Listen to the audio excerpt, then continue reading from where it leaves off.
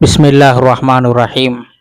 சஹீஹ் புகாரி என்கிற ஹதீஸ் நூலிலே 6452 எண்ணிலே வரக்கூடிய ஒரு செய்தி. அபூ ஹுரைரா ரலியல்லாஹு அன்ஹு அவர்கள் திண்ணை தோழர்களில் ஒருவராவார். ஒரு நாள் அவர்களுக்கு கடுமையான பசி வந்தது. யாரிடமும் சென்று உணவு கேட்பதற்கும் கூச்சமாக இருக்கிறது. எனவே மார்க்க விஷயங்களை கேட்பது போல தன்னுடைய நிலைமையை புரிய வைக்கலாம் என்று முயற்சிக்கிறார்கள். ஆனால் யாரும் அவருடைய பசியை உணரவில்லை.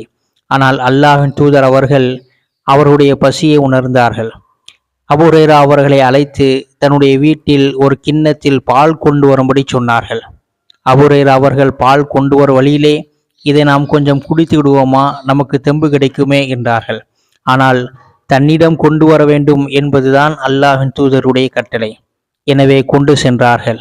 அல்லாஹ்வின் தூதர் அவர்கள், எல்லா திண்ணை தோழர்களையும் அழையுங்கள், எல்லோருக்கும் பால் கொடுக்கலாம் என்றார்கள். இவர்களுக்கு அதிர்ச்சி, வருகிற வழியிலேயே குடித்திருக்கலாமே என்று. அந்த நேரத்திலே எல்லோரும் அழைக்கப்பட்டார்கள். அபூ ஹுரைரா அவர்களிடத்தில் பாலை கொடுத்து, உங்களுக்கு அருகில் இருப்பவரிடத்தில் கொடுங்கள், அவரிடமிருந்து ஆரம்பிக்கலாம் என்றார்கள். இவர்களுக்கு அதிர்ச்சி மேல் அதிர்ச்சி. எல்லோரும் குடித்த பிறகு எனக்கு எப்படி மிச்சம் இருக்கும்? இருந்தாலும் கட்டளை கொடுக்க வேண்டும். கொடுத்தார்கள். ஒவ்வொரு தோழர்களும் அந்த பாலை வயிறு நிரம்ப குடித்தார்கள். பால் குறையாமல் அப்படியே இருந்தது. கிட்டத்தட்ட 70க்கும் மேற்பட்ட திண்ணை தோழர்கள் வயிறு நிறைய அந்த பாலை குடித்தார்கள்.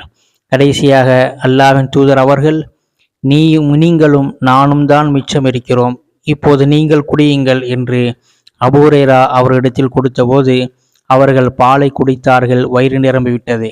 இன்னும் குடியுங்கள் என்று அல்லாஹ்வின் தூதர் கூற இன்னும் குடித்தார்கள்.